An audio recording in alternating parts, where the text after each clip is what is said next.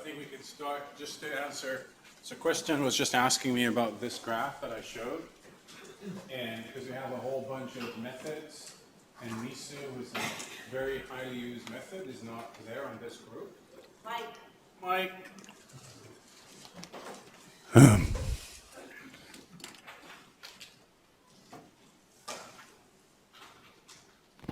So Kristen was rightfully asking, she has sharp eyes. She noticed that MISU was missing from this analysis of reproducibility. So what's the reason for that? And it's not because it did better. It actually does, I think, slightly worse than our mats. The reason is, so it was included in the eLife paper. It wasn't included in this paper, which is currently under revision. And the reason is, this paper is about detecting outliers when you have groups and you're comparing groups. And MISU is not able to do groups at all. So therefore, you cannot compare to outlier detections within groups because there's no groups. So that's why it's not here. It's not because it's doing better. If that's what is like, oh, he's leaving it out. Okay. You guys keep that one I got. Okay.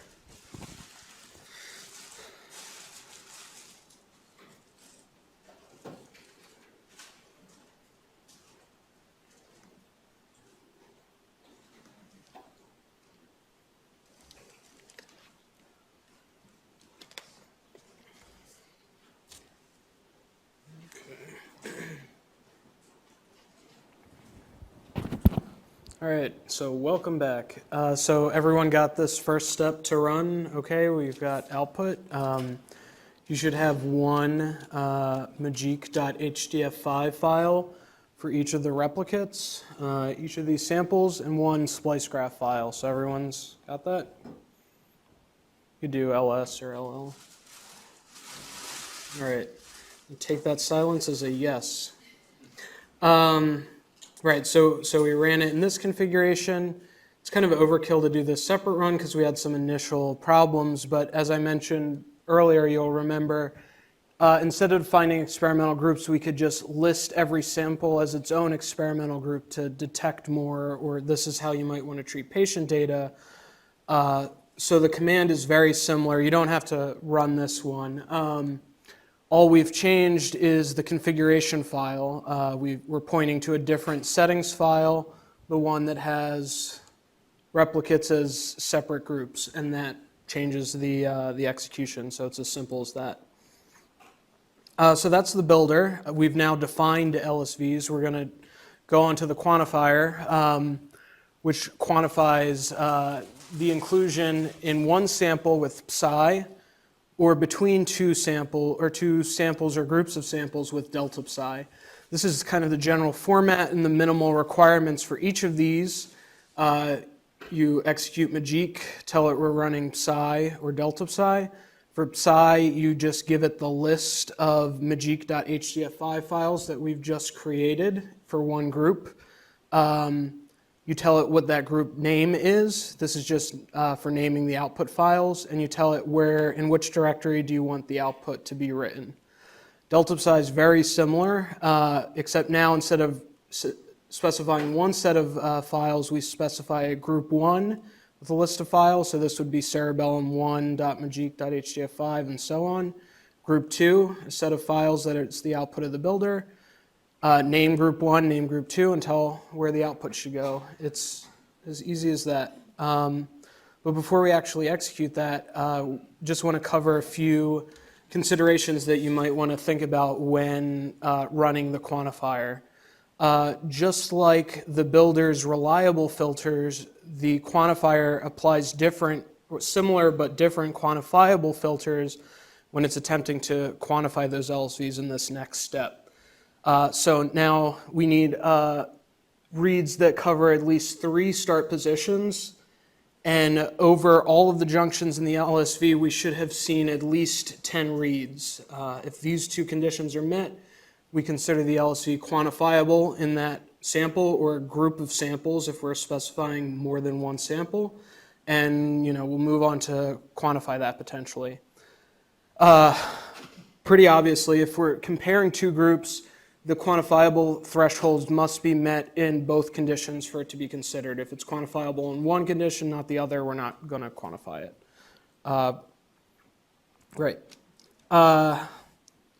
Just like with the builder, since we're using a small gene set, we might want to use the default prior. So just like the builder empirically looks genome-wide at local GC content around splice junctions, we use all the splice junctions we detect, or we use very high confidence splice junctions that we see in the RNA-Seq data to get an idea of empirically what prior we should apply when we're doing delta psi.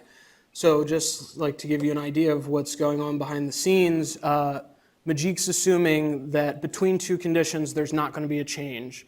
So the prior will push changes towards 0, the center, from -1 to 1 for delta psi. And you need to see a good amount of reads to overcome that prior assumption and actually call something as a change. So that parameter is determined empirically from your data. If you're using a small gene set like we are, you might want to use -- default prior. And MAJIQ will return an error if you don't have enough junctions at this point. You're trying to run a small gene set. We don't have enough evidence to empirically determine what that prior should be. We'll tell you, hey, you should use the default prior. And finally, I just want to mention, but it's not really applicable to what we're talking about today, a new feature in a study from Scott and Jordy in our lab that's under review includes a module that deals with potential outlier detection, and it's called MAJIQ weights. The basic idea here is if you have L1 distances, like how different two samples are based on the LSVs, you could see for replicates they behave relatively similarly, but if you have an outlier replicate in your sample, it can throw things off. It's enriched for high distances here. So Scott has developed this outlier model to try and capture what we think is going on in these groups and downweight the outlier so it behaves more similarly to your other samples. That's the basic idea. There's a couple different ways that you can execute it, but we're not going to cover that in detail today. You could talk to us offline or check out this on bioarchives, the updated manuscript, to get more of an idea. But doing MAJIQ weights and a list of files that the builder output, this will give you a basic idea of like each replicate in the file list you give it, what weight would MAJIQ apply to it. So higher scores mean it's more like everything. More similar, lower scores mean it's less like the other samples in the file list. It's between 0 and 1, basically. It's how confident you are it's a true replicate versus it's an outlier.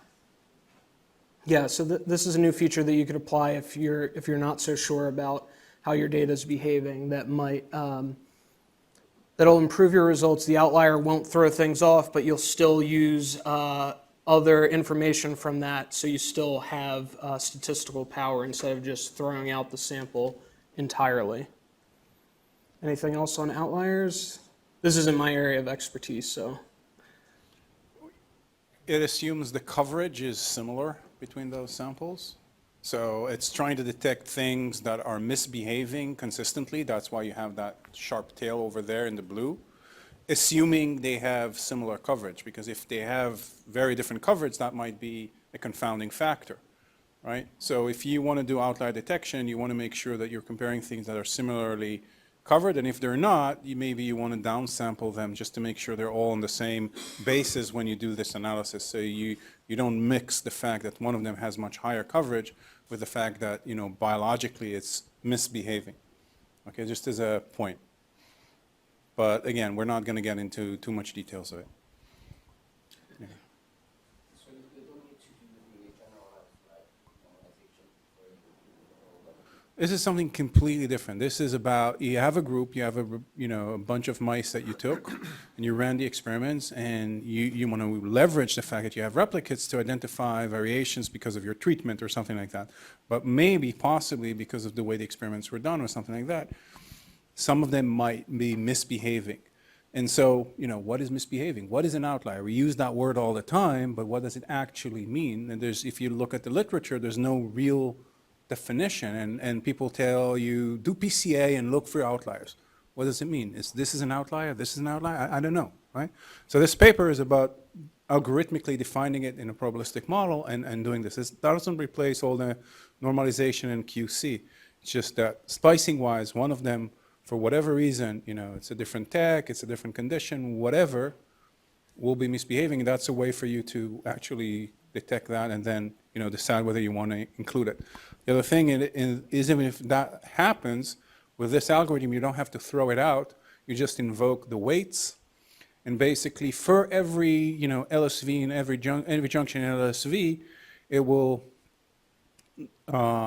be able to say, well, maybe this is an outlier, but this is actually good information right there, this specific case, and so it will sort of salvage statistical power even from things that are misbehaving. But again, that's a separate paper. The consideration we need to take in this is that the code that Matthew is showing here with MAJIQ weights, that's going to return you the weights per each sample, just as informative for you if you want to detect that outlier. If you want to use that outlier, the weights is an option, an argument you can use in psi or delta psi, where you can otherwise use no weights, just going to consider everything the same. Put the numbers you are getting from here, just weights or numbers you know because you trust them. Or you can just let MAJIQ psi and delta psi automatically take that weights. And they will do a similar procedure is doing in that option, but in this case, it's going to give you a weight per sample. In the MAJIQ psi or delta psi case, it's going to find a weight per sample per LSV. As Joseph said, that's going to give you some power. It's going to let you gain some power from the outlier, even if you think it's an outlier in some cases. I would say that in normal circumstances, you probably don't need that, right? Because if either you have like really good replicates, or you have things that you don't want to treat as replicates to begin with, and then you should, that's it. Yeah. All right, so that's outliers. Yep. All right, that's pretty much all the considerations before you run psi or delta psi, so we could try, again, some hands-on. Hopefully everyone's connected now. This should be pretty straightforward. We have one run that's running psi for cerebellum as a group, so MAJIQ psi.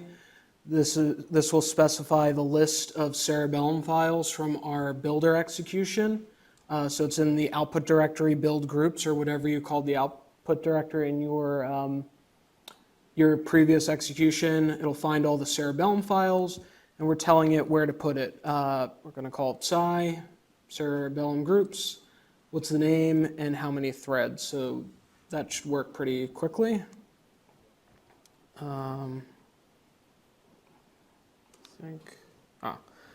Another run that you can do, this one might be more interesting, is MAJIQ delta psi, where we're comparing our cerebellum group versus our adrenal group. So this is looking for LSVs that change between these two tissue types. So MAJIQ delta psi, here's the group 1, cerebellum, group 2, adrenal gland. We're going to name them cerebellum and adrenal, or SCERADR. Specify just one thread to use. Remember, we have a small genome annotation of only 20 genes, and where to put the output. And we're also invoking the default prior because we have a small sample in this case. So I guess I'll give everyone like a minute to type this up and try it. Similarly, it should take like 2 or 3 minutes to run each one of these commands. That's not if you're having problems.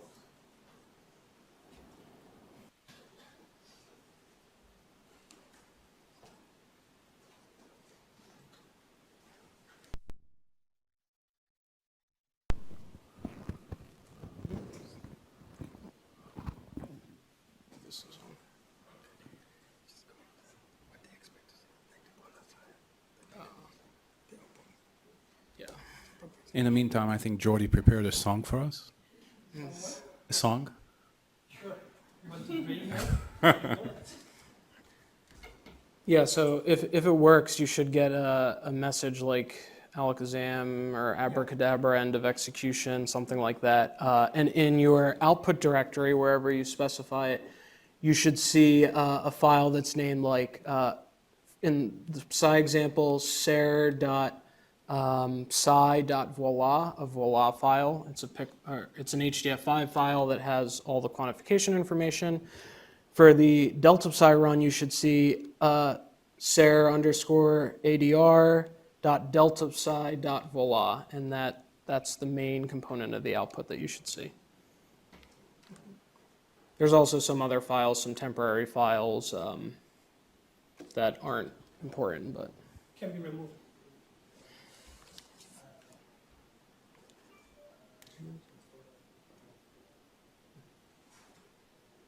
Is anyone running? No one? good. See, it's just the first one was hard. All right, so everyone's got these commands at least going. I can move on, or more. Okay. Let's take a minute. Yeah.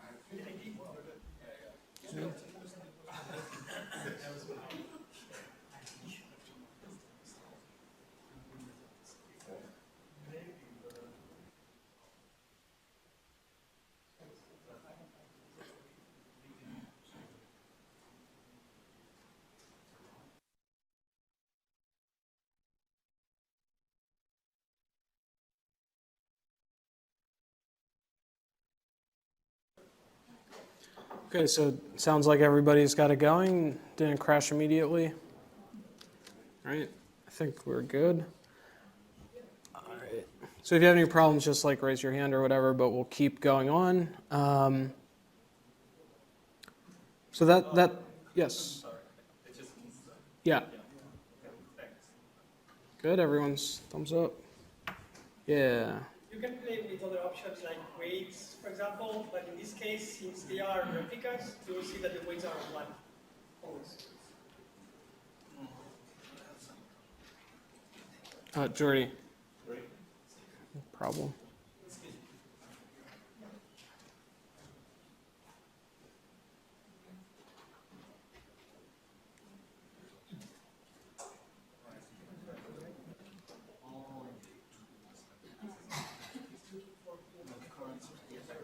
Yeah, good. Okay.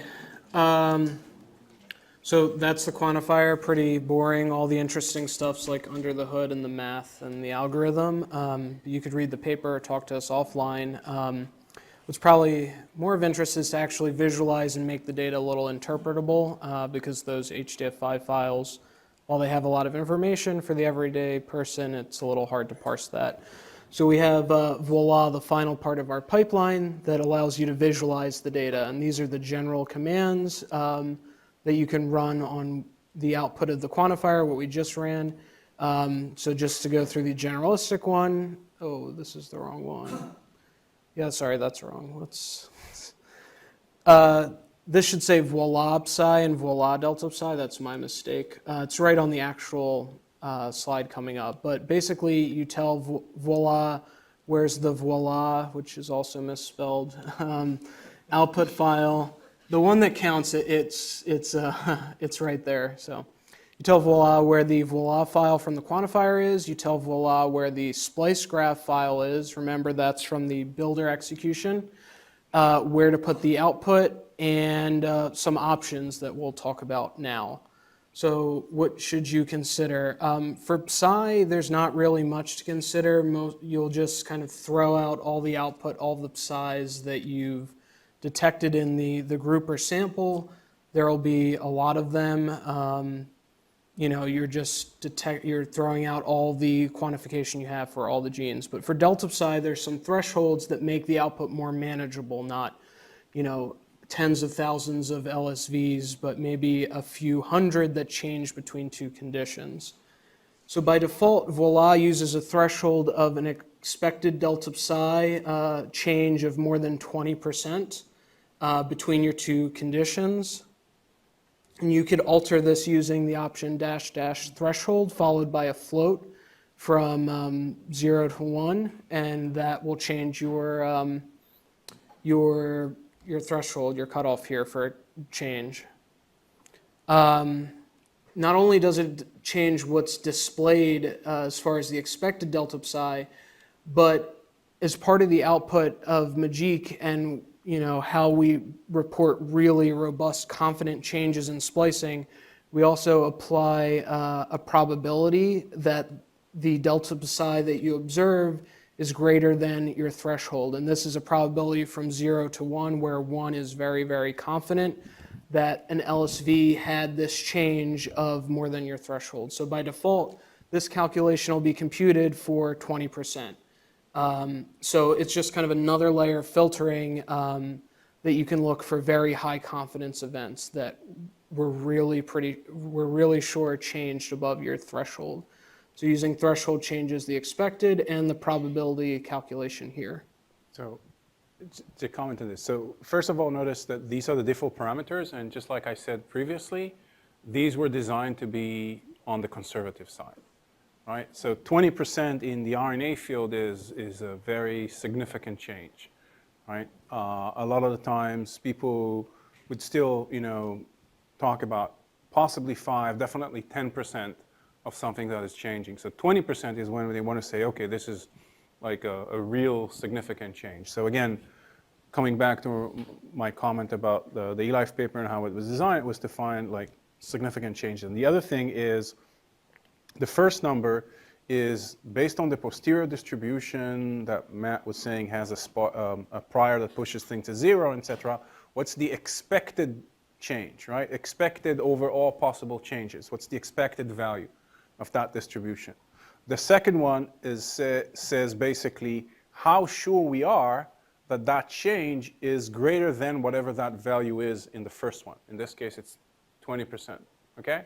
So, for example, if you want to screen for things that are not only changing a lot, say 20%, but also you're very, very, very confident that they are changing at least in 20%, then for example, and that's what we did in the paper, we said 20% change expected psi, but also 95% posterior confidence that the change is at least 20%. It might be more, but the chances that it's, according to our, according to the algorithm, the probabilistic model, the changes are 20% are at least 95% that it's at least 20% change, okay? In terms of, so this is very conservative.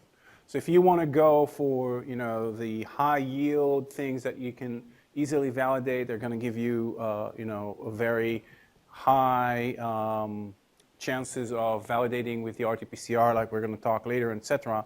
And focus on those, you can do this. Maybe your interesting gene, though, is, a 10% change or something like that, right? So again, depending on what you're wanting to achieve, are you trying to achieve the smallest but very, very high confident, or maybe you want a more genome-wide picture with subtler changes? And of course, you can do 10% changes, but still go for 95% confidence that you're still very sure that it is at least not 10%. Yes, Greg? The change in means is the same, but in one group it's got higher variance. Is that going to become lower confidence? The changes for what exactly? And if all things are equal in terms of the change of the means of the groups between the conditions, when you say change between conditions, that's simply the mean. No, it's not. So it doesn't work like mean.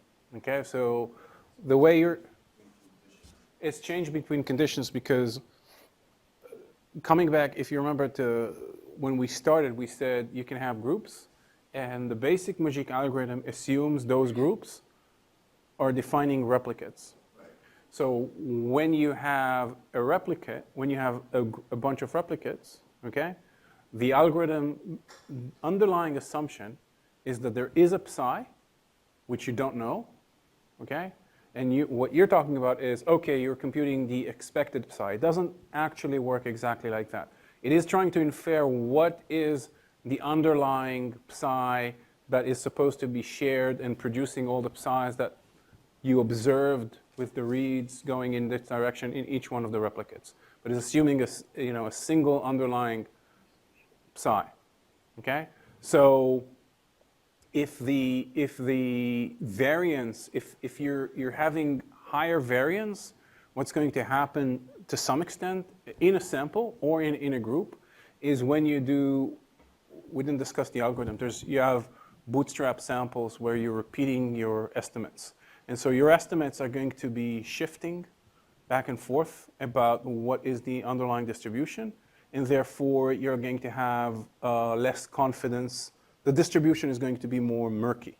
So you're going to have a less peaked distribution because of those bootstrap samples.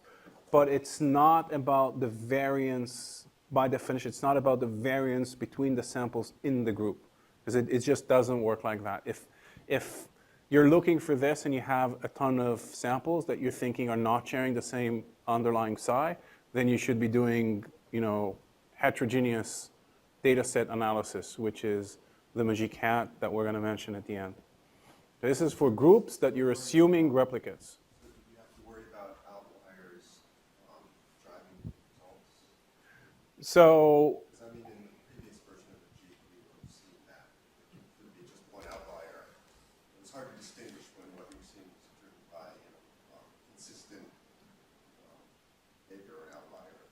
right. So I think, again, if you're, there's no free lunches in these types of things. So if you're willing to assume that these are good replicates, then what you should be, what the algorithm is trying to figure out is whether they have things that are shared. Now, coming back to your point about outliers, if you have replicates and you suspect some of them are misbehaving, then you can invoke the outlier detection with local weights. Filter on outliers. Sorry? So we should essentially. You can definitely run this with the outlier option invoked.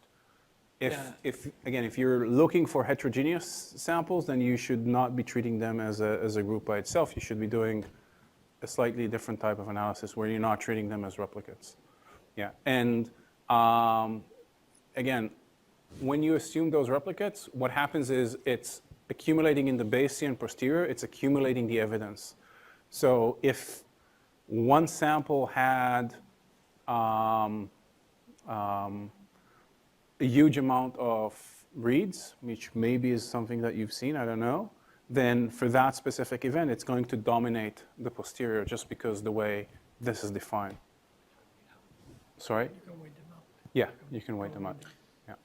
Yeah, if you're worried about outliers in the delta psi execution, we don't have an example up here, but there's a new option that you can invoke, like -- weights auto. It'll automatically do the outlier detection on your two groups and apply the weights to those samples. So yeah, if you expect an outlier, you can do that, or just get the weights as float values for group 1 and 2 and just know if one sample seems to be misbehaving by our calculation. Right, so apply the thresholds to filter your results down to a more manageable amount, or if you're like me and you want to see everything, you could use the option -- show all. It'll show all the LSVs that are quantifiable between the two conditions regardless of delta psi. There'll be a lot, so some of the downstream stuff that we're going to talk about is a little untenable, like visualizing all these in an HTML file. But with this option, it's very useful to parse through the tab separated file and get genome-wide information about splicing. So let's skip psi. let's run delta psi on our cerebellum versus adrenal. Just because the executions are very similar, you'll get kind of the same idea. So this is the example execution line. No, this is not. Crap. Sorry. Copied and pasted. Oh no, this is right. Sorry. So if you run voila delta psi, it'll tell voila it's looking for delta psi. Point it to the path where your cerebellum versus adrenal delta psi voila file that we just produced from the quantifier is. Tell voila where you want to put the output. This is just a suggestion. And tell voila where the splice graph that was from the builder execution is. And this just restricts how many threads or processes voila tries to use because we're all sharing the same resource. But it's relatively quick. So if you guys type that up, you'll get actual results that we could look through. And that's probably, what a lot of you want to actually do at the end of the day. Get these visualizations and go through them.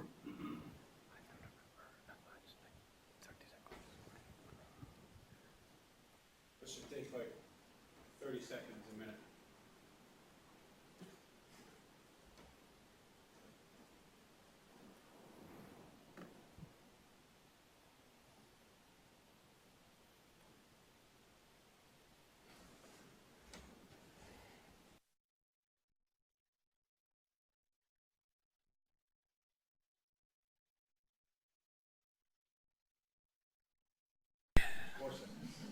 Sorry.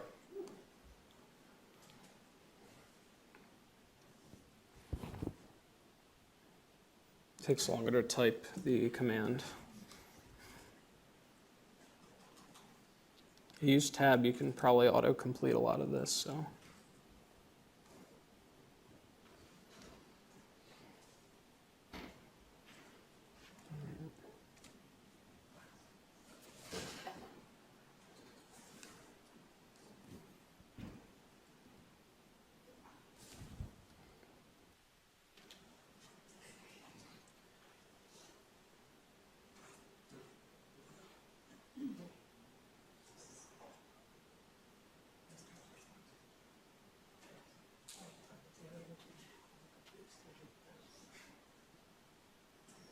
I don't think they'd need us then if they could do that. So, is it working? Anybody having troubles?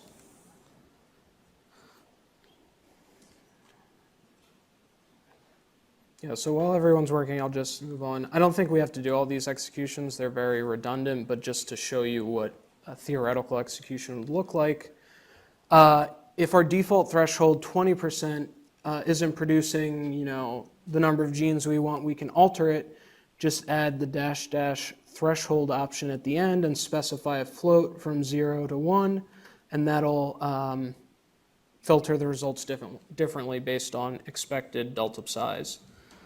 And finally, the last option I mentioned, if you want to just see everything, you could do -- show all, and it'll put everything that we find quantifiable between the two. So you don't have to run these. I just wanted to show how you might run these in different ways. And of course, everything in this file is a superset of like these files, right? Everything in the 20% cutoff has, everything in the 10% has everything in the 20. It's a threshold. So everyone's good? Just run. Yep. Okay. So if anyone has any problems there, just let me know. So now you've finished the MAJIQ pipeline. You've got your results. So congratulations for the uninitiated.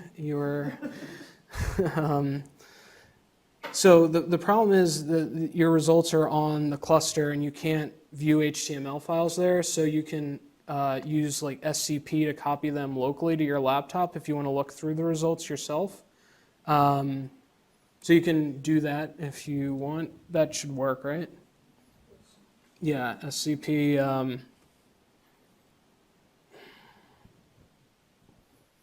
Yeah, everyone knows how to use SCP, right? Probably, maybe. Well, so it's not super important because I'm going to walk through the results that we just produced on the screen and point you to some things that might be interesting. But if you want the results for posterity to look at later, just copy them locally and you could check them out later on. So some of the results, just to go through relatively quickly, it's all HTML. This is the Psi execution that we didn't run, but I just want to give you a sense of what the output looks like. This is our index file, kind of our gateway for analysis. We've got LSVs here. Here are the unique IDs that occur in a bunch of genes.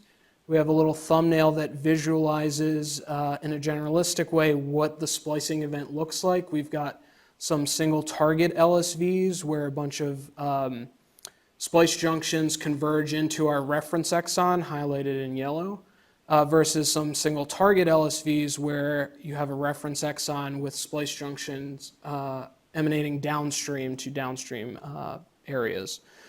Because this is Psi, we're just looking at relative inclusion in our one tissue, our cerebellum group, and that is summarized here as a stacked bar chart.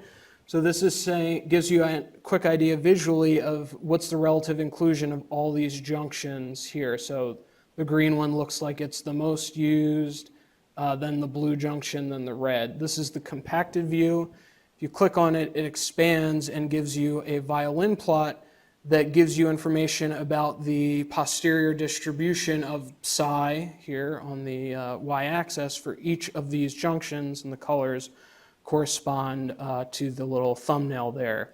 So this gives you the whole distribution, the whole posterior distribution. We also report the expected Psi down here. It's somewhat like a mean. You can think of it that way. So that's just a way, that's the index file. So by default, this will display 10 genes per page. So we've got 210 genes here. What I find is pretty useful is to view all. So you go down in the corner, you can display all of your genes at once. It'll take a minute to load. No, it didn't take that long. So now everything's here, and we could do Control F and look for our favorite gene. Hey, it's there. Let's see. If we click on the LSV, it'll bring us to the summary file that has the splice graph and all the LSVs associated with that gene. So again, this is Psi and cerebellum. I want to switch over to delta Psi. I think that's generally a bit more useful, but the basic idea is pretty similar. Yes? How are they ranked on that VOILA page? Is that, I mean, there's a number, like 1 to something, but is that, what is that based on? I don't think it's based on much of anything. I think it's just somewhat arbitrary, maybe the order in which the algorithm got to it. In delta Psi, it's more useful, but you can sort down these columns, but because this is everything in one condition, it's not so useful. So let's look at delta Psi where that sorting there is much more useful. So now this is our index page for our cerebellum versus adrenal comparison. It looks very similar, except instead of having Psi, now we have delta Psi, where we have stacked bars here that say which junctions are used more in condition 1 compared to condition 2. And now we can sort down this column and get the biggest changes, sort from like highest expected changes to lowest. Show all. And this is kind of more of a more useful sort to maybe prioritize interesting targets for experimental validation and downstream analysis. So let's look at one in delta Psi. So I clicked on an LSV ID. It's going to bring us to the summary page that has that gene. And we see the splice graph for the gene CAMK2D in cerebellum on top and adrenal on the bottom. Now, what you can see here on the splice graph is we have the junctions, and we've seen this before. Red junctions are ones that are annotated and present in your RNA sample. Dashed lines like this one or this one means it's either annotated or in another sample, but not this one. We display the raw read counts for each of these splice junctions for the group here, so you can kind of get an idea of what reads are occurring, what reads we see from your RNA-Seq data. But what's important to keep in mind, these are raw reads. These aren't corrected for GC content, stack removal, and those sorts of things. So that's something to keep in mind. Now, because we ran this on multiple samples that composed a group, by default we show the sum of the reads for all the samples, but if we're interested in cerebellum 2, maybe we think it's an outlier, we could display just the reads for that sample and not the combined reads for everything. So that's the splice graph. There's a ton of useful information here. If you hover over exons or hover over junctions, you can get the coordinates for those. If you click on it, it stays there. So if I'm interested in this junction, I can get the coordinates from the MM10 annotation and use that to connect to UCSC Genome Browser. And once we're here, we have maybe all of our custom tracks that we have. These are just raw RNA-Seq reads for a bunch of random experiments that are in my cache, so that's not super interesting. But you could put whatever custom tracks you have over this locus and see where LSVs overlap with other genomic features that you're interested in. Yes? From the page where you have those combined pull downs for each of the things, Yeah. say on that page which group is first and which is second. Sorry, this page, the index file? Click on the gene. Yeah, this. Yeah, that page. Right, it says combined. So, yeah, that's a good point. It would say cerebellum's on top, adrenals on the bottom, but we can label that more clearly so it's more clear. But the top, yeah, that's a good point. Yeah. But CJ, I'm sure, is going to be very happy to fix that. It used to be and it's gone. Yeah, by That's default. what happens. Yeah, by default, group 1 will be on top and 2 on the bottom. Group 1 will be on the left, group 2 on the right. But yeah, I agree. It should be a bit more clear They here. used to be separate, and then if you zoomed in on one, the other one wouldn't stay zoomed in, which doesn't make Yeah. sense. So now you see everything is concatenated together, and that's like an enhancement, but then Yeah. we lost the name in the... Yeah, so yeah, we could zoom in because from a zoomed out view, this region here where there's clearly a lot of splicing going on is kind of unintelligible. We could zoom in and make it a little, actually see the reads. There's a ton of useful tools here. If you click on the wand, it'll, sorry, zoom out. It will toggle between this scaled view where you see mostly exons, less introns, to how it actually appears in the genome. So these are Or in the there's- genome browser. or So in the this is genome linear. browser. So if you want to compare what we're finding and sort of match the splice graph to what you found in the genome browser, then that's useful because suddenly it becomes, comparable. It's the same linear scale. Yeah. But most of the time you don't want it, so you can just switch by toggling on that magic wand back and forth between the two options. Yeah. Yeah. So we've got all sorts of links to UCSC. I clicked on this to bring up the view of the entire gene. But if we're interested in a particular LSV, like this guy, target LSV going into exon 22, we've got a UCSC link here, and that'll bring us right into the genomic bounds of this LSV. Again, all these custom tracks. So, this is the region, this is exon 22.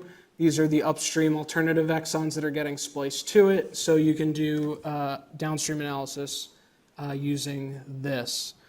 Some other really cool and useful things in VOILA that we've added recently is you can now highlight, no, that one's not good, highlight the LSV within the splice graph. So suddenly now we can see that the thumbnail matches what we're actually seeing in the splice graph. You could also apply weight, and that will normalize the thickness of these arcs relative to how many reads are at each of these positions. So this makes it easy to see, adrenal gland uses the red one mostly, and cerebellum uses this purple one, which is what we see in the psi here and here. Again, we could expand the psi and cerebellum, see what the distributions look like. Expand it in adrenal, see what the distributions look like. Those are psi's. In the middle, we have delta psi. So what's the change? So Adrenal gland uses the red a lot, which we see very clearly here. Cerebellum uses the purple a lot, which we can see here. Other useful filters here. Let me unhighlight and unweight this. We have a simplified view. So in some cases, when genes are very highly expressed, you can see some junctions that exist, like this one, but are pretty low coverage. So you can apply. Or if you're using an annotation, which is very complex, right? So you Yeah. used ensemble versus RefSeq, there's a ton of junctions that maybe are not relevant at all for your specific condition. So they will appear there maybe as dashed, but they'll still be there, and you don't want to clutter your view. Yeah, so you can put an integer here and just clear out reads that are less than your filter. Another interface question. Yes. Would it be possible just to put some kind of scaled counts instead of the raw counts there so you make it more comparable? Yeah, so that's something we're working on actively. There's been a lot of internal argument about whether or not that should Still fighting over how to happen. do this, basically. I think I'm winning, but I'm not sure. I No, might but bring in my stick to... But yeah, in the future, we should have like another button up here to toggle between raw counts and normalized counts, so you could get a better idea. I agree that is very useful. So now we have an external source that wants that, Jordy. We fight a lot. Right. So those are the basics for the HTML interactive output. This is just one gene, but we can scroll and we have a whole bunch of other genes with really large changes. So, you know, what's next? Maybe we want to go into the index file and start validating the things that are the largest changes or the most confident changes. One other aspect of the VOILA output that's helpful is the TSV. It's shown here, brought up in Google Sheets, but it's a tab-separated value where we've got a lot of the information just in plain text that you could parse over and do analysis on. So just really quickly, I want to go over a couple key points. We have a lot of information. There's a lot of LSVs and a lot of junctions. So for each LSV, we report what's the expected delta psi per junction, and that looks like this, a semicolon separated list of floats. So this is the first junction, the second, and the third, and the expected changes. The next column over, we have that probability threshold that Joseph was describing. What's the probability that we think the change is greater than our threshold, 20%? And that's a probability between 0 and 1. And just like for the expected, we have the probability reported for each junction. So the way to read this is like we're very, very sure that the second and third junction in this LSV is changing with high confidence.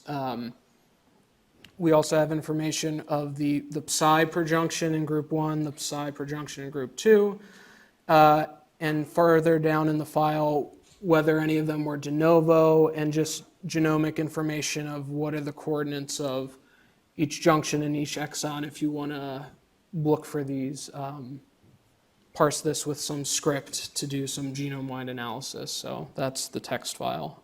That's pretty useful. So any questions so far on the VOILA visualization, the basic output? Does it make Want to sense? talk about the filters on the left? These filters, these? Yeah. Yes. I don't know if they actually... yeah, so you can filter for things that are more complex.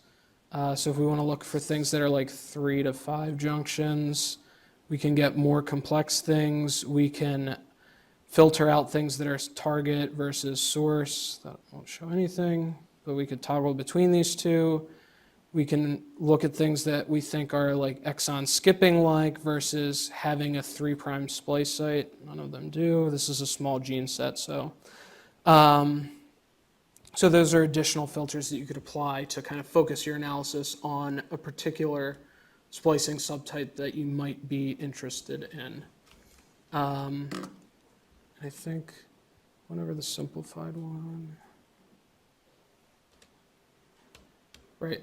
Yeah, so that's all the filters in VOILA so far, and the basic output. So that's kind of your gateway into seeing what we're quantifying.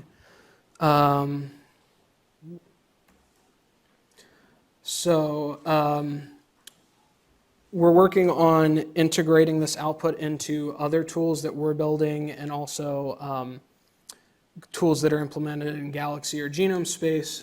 So one thing that CJ and I recently built is an extension of VOILA called MAJIQ Spell that helps in designing primers and making sense of what isoforms are formed from the LSVs. So I'll just do a quick demo of that, because really, nope, that's not there. Some of these things are pretty complicated, and there's a lot of interconnections. So it's non-trivial to figure out all the possible combinations and design PCR primers to experimentally interrogate these events. So our solution is MAJIQ Spell. It's implemented as a Galaxy server where you can just, actually, this one. In the VOILA output, if you've got an LSV that you're interested in, say this one, you can click this Copy LSV button.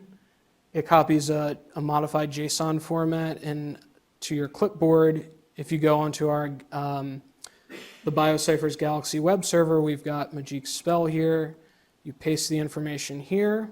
If your goal is to design RT-PCR primers, we have a bunch of advanced options for optimizing the primer, what the GC content should be, what primer lengths you might want, the melting temperature, how you calculate the melting temperature. So there's a lot of parameters you could tune. Our defaults are ones that work very well in Kristen Lynch's lab. So, you know, this protocol has seen a lot of, we've done this a lot. So we think these parameters, our default parameters, work well. You hit go, it thinks about it for a little bit. You could open the data here. So now we have our LSV in our two groups, cerebellum and adrenal. Again, we could add labels there. But now the exons are colored, and we have a bunch of primers that we're suggesting might work for experimental validation. So we've got a table of forward and a table of reverse primers. We can click on the info and get like the relevant stats for you know, the information about this primer. But importantly, if we select a forward primer and select a reverse primer, and they're a valid pair, you'll update this isoform table to reflect what the expected RT-PCR product is for each of these species. So if we picked a different primer, you get totally different expected products. So this, and you could sort this for, you know, large to small. So this, it's kind of hard to see on this small-ish screen on the laptop, but this connects the LSV thumbnail and the splice graph. It traverses all these possible paths to give you the local isoforms that you expect to see with our psi quantification in both conditions. And you can use these primers to experimentally validate these patterns and get relative, validate that it, you know, these isoforms are more used in brain. This one's exclusively used in adrenal gland. The other useful thing for this tool is we have a link to the UCSC genome browser that brings up a lot of custom tracks. So again, you can connect there with our custom tracks and yours to kind of optimize your primer design. So we have in the genome where all of the exons we found are, where all the junctions are, and where our possible forward and reverse primers are. So this is useful if you have data like this where coverage can like drop off or be uneven in certain spots. You can try and avoid low coverage areas, or, you know, alter where exactly you're going to drop your PCR primers for experimental validation. And again, all these stupid tracks keep coming up.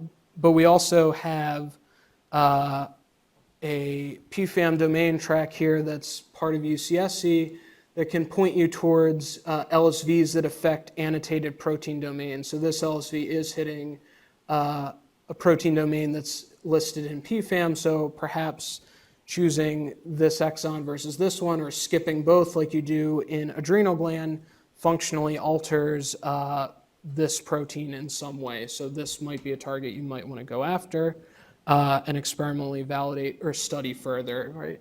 What's the differences between all the isoforms that we're detecting, which are functionally relevant and important. So that's MAJIQ spell quickly.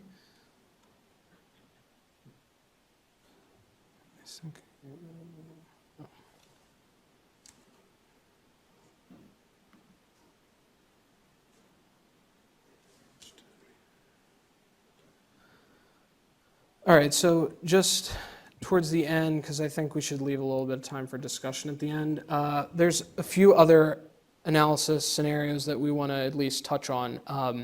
What we went through today is kind of our go-to analysis that covers a lot of what you might want to do with your RNA-Seq data.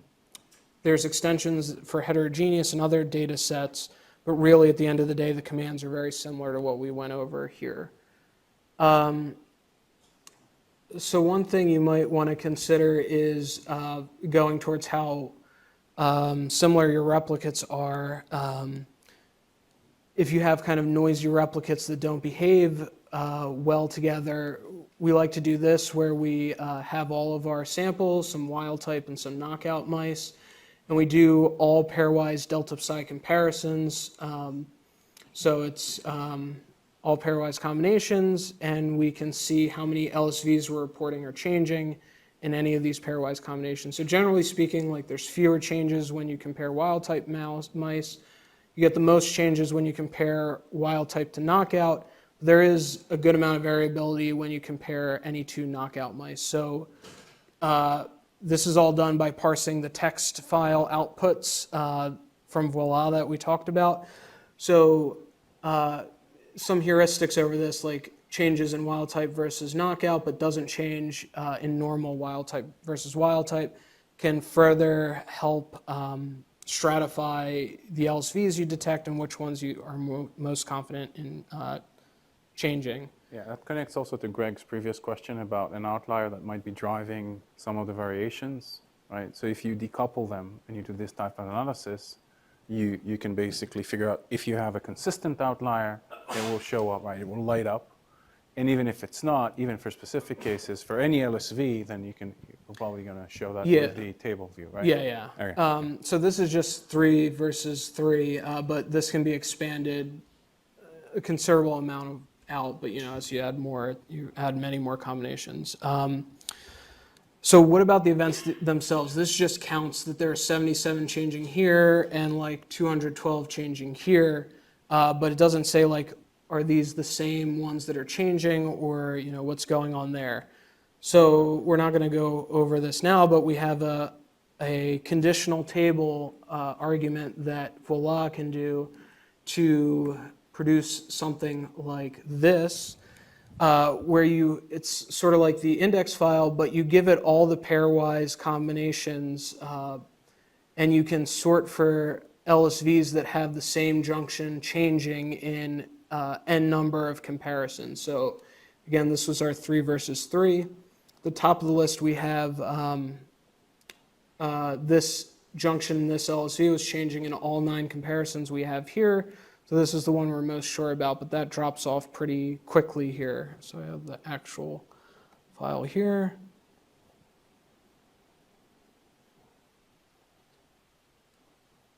Just takes a second to load. There's a lot of data.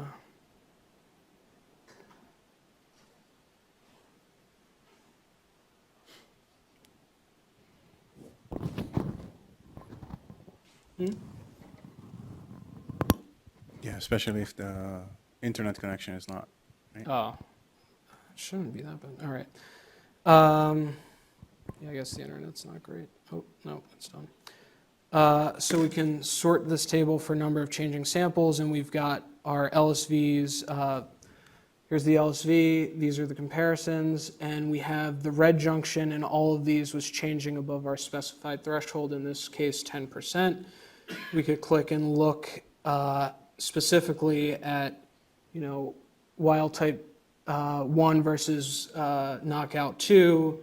What do the splice graphs look like? What do the distributions look like down here? So we could get at outliers or things that don't behave well. So that's that.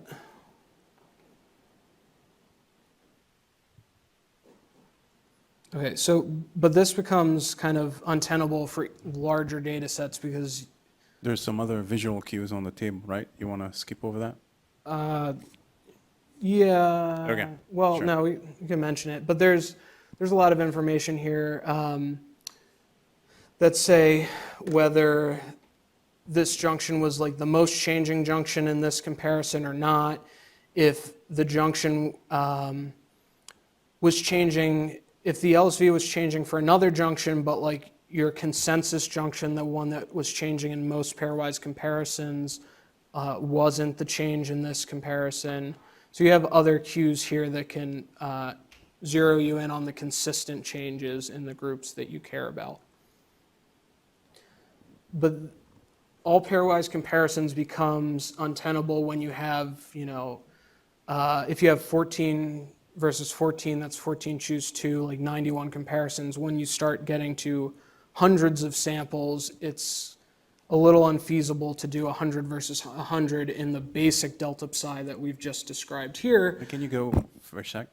Sorry? Go back one slide. Yeah. So the reason we did this is because we started having, certain projects, collaborations where this became very relevant. So the data is in this case, they're no longer really replicates in many cases, right? Say patients and before or after treatment and things like that. So grouping them and assuming a one underlying psi is probably not what you want to, you want to go for. So this enables you to do, say, if you have a bunch of, so let's say the samples are paired, right, before or after treatment, you can list all of those patients and you can see things that are consistently changing. Or maybe, if it happens just in a subset of 2, but a really interesting patients, that's good enough for you. But regardless, that depends on what you're aiming for. This will give you a very nice visual summary and a way to visually, with visual cues, figure out what are those genes, what are the LSVs, who are the, this is red, so that's mean if I click on it, that's going to be the red junction that is most dominant in changes. Whether the other cases are not agreeing or they're slightly below the threshold, you have all the visual cues for that. So you quickly understand what is happening. One of the columns is saying disagreeing, right? So maybe some of them are completely in the opposite direction, so that tells you something, things are, not only it's not changing in some of them, it's actually changing maybe in another direction, et cetera, et cetera.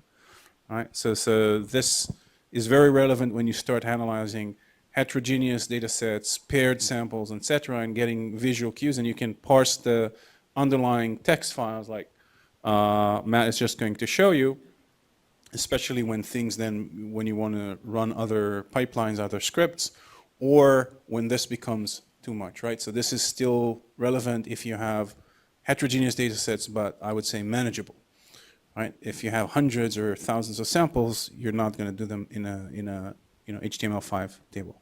Right? Yep. So to handle those larger data sets, previously we did this kind of analysis, but we're working on a better algorithm, MAJIQ, to actually handle this. But the idea is instead of, in this case, we have 100 to 200 patients that are normal and have Alzheimer's disease in different brain subregions, but it's not really possible to run 300 choose 2 delta psi executions and expect it to be done quickly. So how we approached this previously is we run psi for each patient for each LSV, and we compare the distribution of expected psi values that we see in normal and in the disease, and we compare the distributions against each other. So you could see in this brain subregion, there is a significant difference between the distribution of psi values you see in normal people versus Alzheimer's, where Alzheimer's patients tend to utilize this purple junction more so when compared to normal.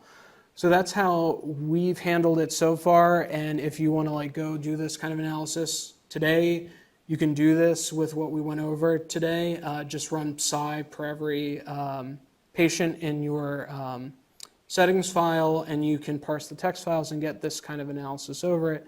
The proper handling of it, MAJIQ is still under development now. So, yeah. So there will be a better algorithm for more robust quantification and also better visualization. Yeah, because this kind of glosses over a lot of information. We're just looking at the expected psi based on the posterior distribution. We're getting rid of kind of the rest of that distribution. MAJIQ keeps those things in mind when it's comparing large sets against each other. But this will get you pretty far for now. So that's the way we've handled it so far. So it's still better than, I guess, anything that is currently doing, that you have out there. So because it'll still give you the posterior distributions computed with the MAJIQ algorithm, it just won't do anything fancy on top of it. But if you want to do it like tomorrow, then that's a good option. And coming back to Greg's comment about, in one outlier in the group or something, throwing these things off, then that will show up here. Yeah. And maybe your statistic will just ignore that.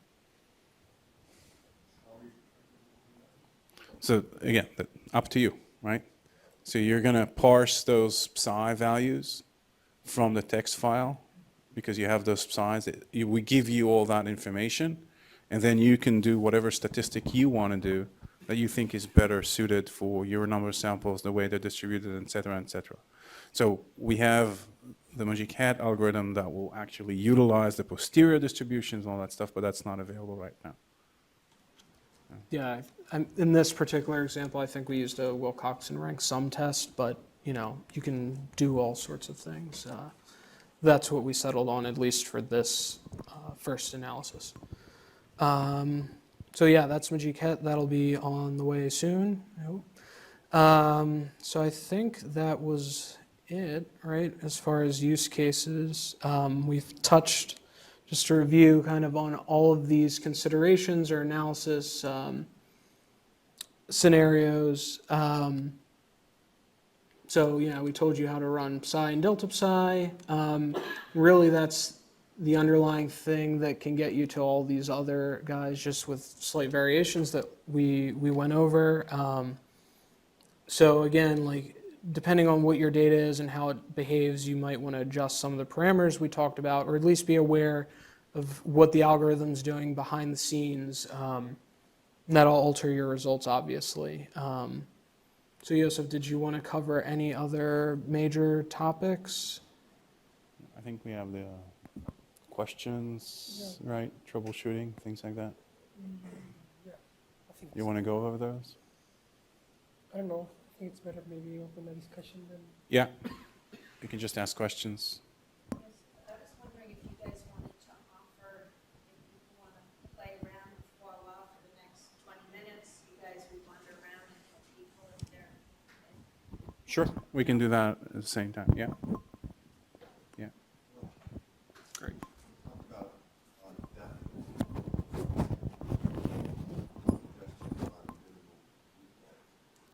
Some public data on the Right. project you've done, like TCGA database, that we have 50 base reads. Would that be worth doing? So 50 raised, 50. You repeat the question?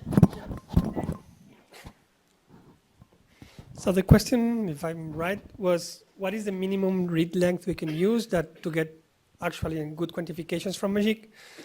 We tried from 50 bases and up, and from 50 is fine. The main requirement that we have is we consider that at least 8 bases should be covered in each exon to be considered that junction, that a proper junction, that is mostly kind of standard. So that means that you are taking out 16 bases of every read, kind of. So, hanging on both sides. yeah, that means that less than 50, Right, we call that, I could, That's a good Okay. word. Which is very standard. I mean, we're yeah, not- yeah. so every lower than 50, taking out 16 nucleotides, it's kind of pretty small. If it's 50, our experience has been 50, it still works fine. But if you go ancient data, you see things like Yeah. 25, and if you take out 16, I It mean, starts good to luck. be unlikely to get an 8, they say. Yeah, you're losing a lot of junctions that just because they are not falling in this specific area beyond 8 nucleotides. Have luck. But with 50 it's fine, yeah.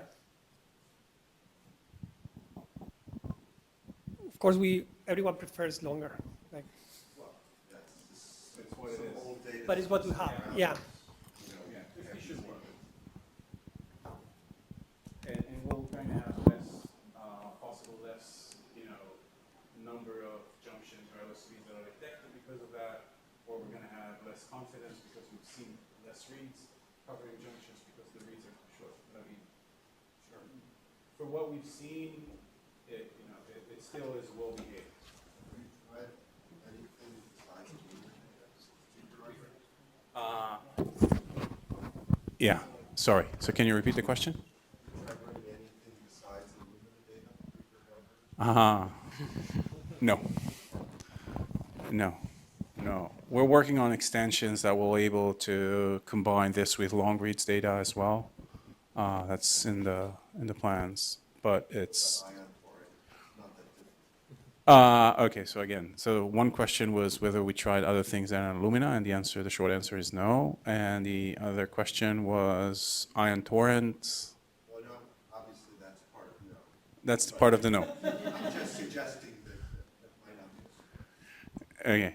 You're talking about the new long reads, or you're talking about the old stuff? The double, the die thingy? I mean, we compared ion torrent. No, ion torrent is a core capping ganglions. Not a torrent. You're not talking about the nanopore. No. So I just want to make sure we're talking about the same technology. Not the long reads nanopore things. You're talking about the old technology with the dinucleotides and the colors where they would figure out where the mistakes are. That's ABI. Solid. That's solid, yeah. No, this is not that different. We compared kind of head-to-head ion torrent core on campus with the drug sequencing core tester, and we found very little difference between these two types. Although one of the things about ion torrent data, I think, is there's more breathing in the sequence length compared to the There's variable sequence, and it's only single-end data. And so, But it would probably work with your algorithm. although you do have to specify maximum read length in one of the, As the maximum. as the maximum. It just needs to know the maximum. I don't know how you know that about your ion torrent data because it's some distribution. Yeah, I mean, it varies from like 50 to 300 bases within sample. Jordy claims it's not going to be a problem. But I mean, we don't know. Very long reads, so it might actually work well. It might actually work better than. Maybe. We should make some adaptations probably for that. Yeah. We have some Because- data you could play with where we sequence the same samples, Illumina and ion torrent. Yeah, so that would be somewhere on our to-do list. The only thing, what I don't know is, are they following the same kind of biases that Illumina data? Yeah, because all our corrections Like GC content-based ones or? corrections. GC content stacks. I would think that the GC content bias would probably be different. So for each one of them, we're computing a curve and correcting for it. But whether it's like a completely different beast, that's my point, right? So until you try. But it's worth it to take a look, I think. Yeah. I mean, we didn't do splicing, but we did, quantification and then gene level quantification and then differential expression and then pathway analysis. And basically, you would have written the exact same paper with these two data sets, these two data types in the end. So, Yeah. so it works for Illumina, probably would work. Yeah, so if you want to check out VOILA, if you couldn't get SCP to work, you can go to this URL and it'll bring you to the index summary file so you could explore while we're having the discussion. Yes? Where can we download this slides? The slides. We'll make them, we'll make them available. We'll send you a link and we'll make the slides available. Yeah, we'll follow up. We also want like feedback, right? Like, Yeah, feedback, general feedback, and we'll.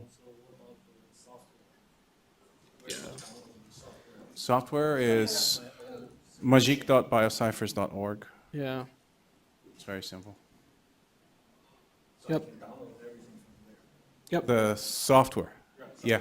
The slides aren't on the website yet. Maybe we'll put them there. Yeah. Any question or problems with the tool, you can address them via the Google Group created. Yeah, so there's a user group, Google user group, which is very active, and we try to be very responsive to it. So if you have problems, usually you post it there, and then we respond. Yep. Unless we have a deadline, and Jordy's very, very busy. In which case, it follows with an apology. It's like, sorry, I was working on this deadline.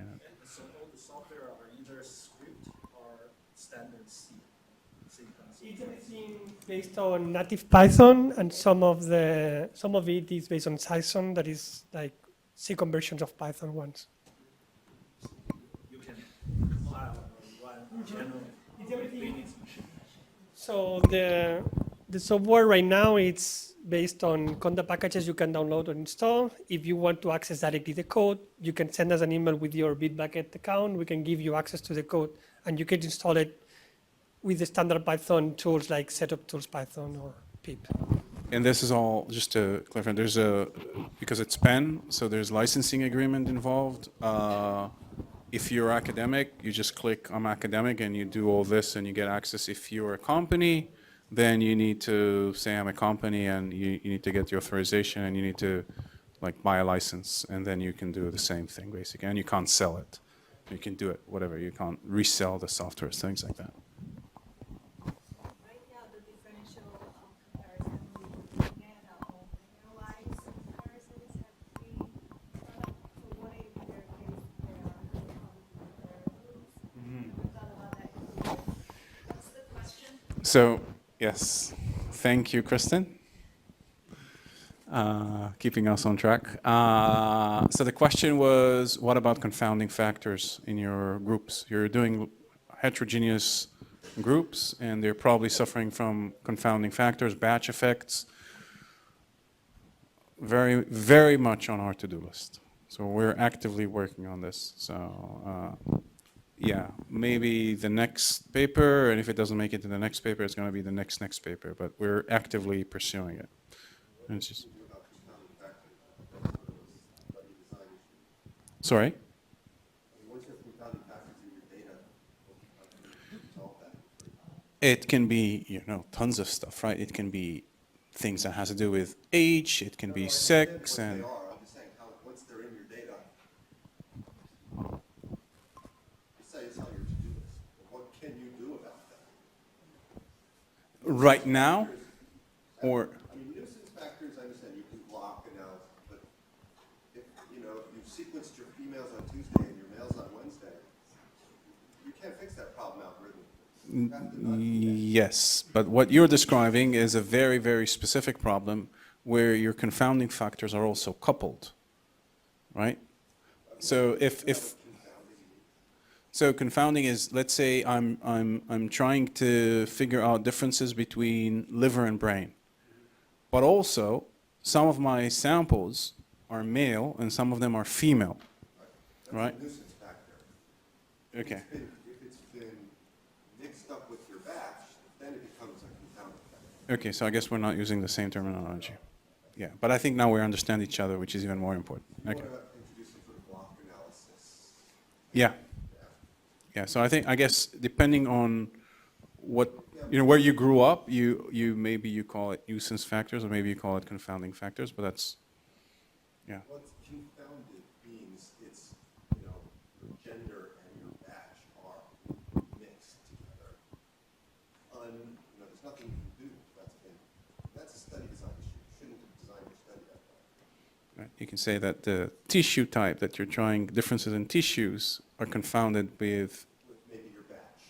yeah, and then you can decouple those. To randomize your study design to deal with confounding factors. Okay. So you need to have randomized. Right. So you need to have randomized. It can't be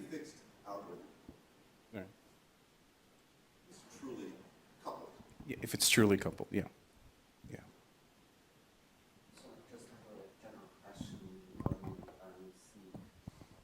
So I know there's a still no agreement on duplicates, how to do this. Ah, right. Duplicate reads. So how do you distinguish that these are artifacts or Right. real? Yeah, when we one of our normalization So factors first of all, is do you remove anything that maps exactly the same location and looks the same? we So don't. the answer is no. And we don't So- think that you should be doing. I think there is there a any, big, like, I think there's a big How difference. much impact you can have on the analysis? I think it's going to be, it's going to have a huge effect because if you're throwing anything that looks the same and maps to the same location, you're going to throw 80% of your data. Ish, if I remember correctly the stats. Maybe Greg can correct me. It depends. If you have a highly expressed short gene and you throw out dupes, then you're throwing out a lot of stuff. Yeah. But overall in RNA-Seq data, RNA-Seq, you want to do that. With RNA-Seq, you don't. exactly. And so this is actually a huge problem with reduplication issue. It varies extremely from batch to batch. 80%, and then you can resequence the same sample, same thing, the next time it's 20%. Yeah. But as long as it's consistent across your study, in other words, if you did all your samples in one batch, you should have the same duplication rate across everything. So it shouldn't cause you to call things differential that aren't. So what we do to handle this, so it is an issue, it's just less of an issue. And again, it also is related to how well, your library preparation is, right? You have really good random breakage and where you're sequencing, it's really nicely distributed or not, right? And we usually say that, if your data is crap, no amount of MAJIQ will save it. And so, that holds true here as well. But specifically for your question, what we do have, so for RNA-Seq data, we do leave the things that map to the same position, just like Greg said, and that is very common in splicing quantifications, etc. What we do, which I think, I'm not sure any other algorithm does, is we have during the pre-processing step, when we're doing also GC content normalization, we're doing stack removal. So what happens is if you think, so we're looking at the distribution of how many reads map to each position, and we're comparing those locally, okay? If we're seeing something, a specific location where suddenly a ton of reads map, possibly because of RT-PCR duplication problem, then we flag it as a stack, and that will not play into we basically remove that position as suspected stack, and that will not play into the posterior distribution computation, which is one of the reasons you'll see a difference between the raw reads in the VOILA plots and then what is actually computed. So in these are relatively rare cases. We have a statistical model for this, and then we automatically remove them. Yeah. Other questions? So if I want to run this software today, I can run it on the HPC cluster with my normal application. Okay, that's a good question because Anand told me to comment that. What's the question? I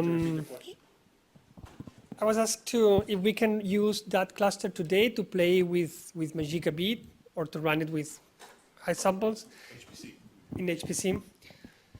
So the server you have been using today for playing a bit with it is a temporary server that they lend us to work with this workshop.